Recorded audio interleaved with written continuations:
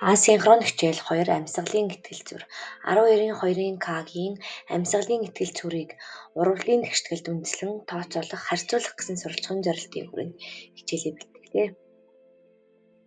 Шин бодисоос хэрэг хэмжээний энерги эсийн бүтээгдэхүүн ялгарч байгааг тогтоохын тулд амьсгалын итгэл зүрээр хэмждэг. Амьсгалын итгэл зүрийг хэмжих багч нь амьд организмын амьсгалын түвшин хэмжихэд үндэслэгддэг бөгөөд хүчилтөрөгч ба нөөц хүчлийн хийн түвшнийг хэмждэг. Амьсгалын коэффициент гэдэг нь бодисын солилцооны дүнд үүссэн нөөц хүчлийн хийн хэмжээг зарцуулсан хүчилтөрөгчийн хэмжээнд харьцуулсан харьцаа юм. 2024 оны эсдийн ерөнхий шалгалтын 20 дугаар асуултанд яривал эсийн аэроб амьсгалаар глюкоз задарч буй урвалын тэгшгэлийг ашиглан амьсгалын коэффициентийг тооцно гэсэн асуулт орж ирсэн байна. За урвалын тэгшгэл өгөгдөөд урвалын тэгшгэл тэнцвүүлэгдсэн байна. Ийм учраас нөөц хүчлийн хийг хүчилтөрөгч харьцуулан олноо.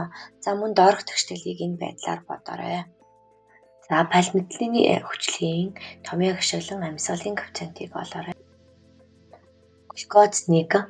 За өөхний хүчил бол 0.7, уурга бол 0.9 гэсэн амьсгалын коэффициенттэй байна. Өөх тус уурга нь нөөцтөрөгчийн атомоос цөөн тооны хүчилтөрөгчийн атом агуулдаг. Өөх тусыг амьсгалын замын субстрат болгон ашиглах үед амьсгалын коэффициент нь 1-ээс бага байдаг. Учир нь ашиглагдсан хүчилтөрөгчийн хэмжээ ялгарсан нөөц хүчилтөрөгчийн давхарслын хэмжээнээс үргэлж өндөр байдаг байна. Амьсгалын коэффициентийг олоход хамгийн чухал нь урвалын тэгшгэлийг тэнцвүүлэх байдаг.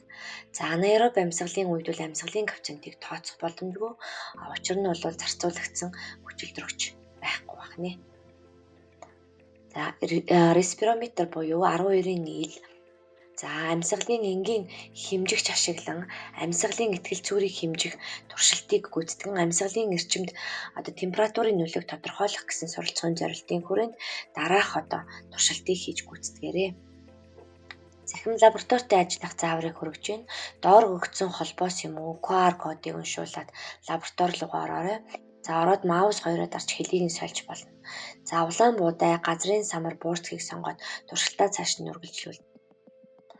За үрийн тоог 50, температурыг 35 дээр тавиад эхлэх товчийг дарна. Үр дүн хэсэгт бол усны түвшний зүрэг тооцон тавьж илгээхэд зөв буруу нь гарч ирнэ. За энэ мэтчилэн дээрх 3 дээжний амьсгалын хурдыг харьцуулан тушаарай. Зураг дээрх цонхруу дарж мэдлэгээ баттган тестийг ажиллаж болно. Видеог ашиглаж видео хичээлийг үзэж болно шүү хүмүүстээ. Мөн QR кодыг уншуулан аэроб болон анаэроб амьсгалын мэдлэгээ баттгаарай.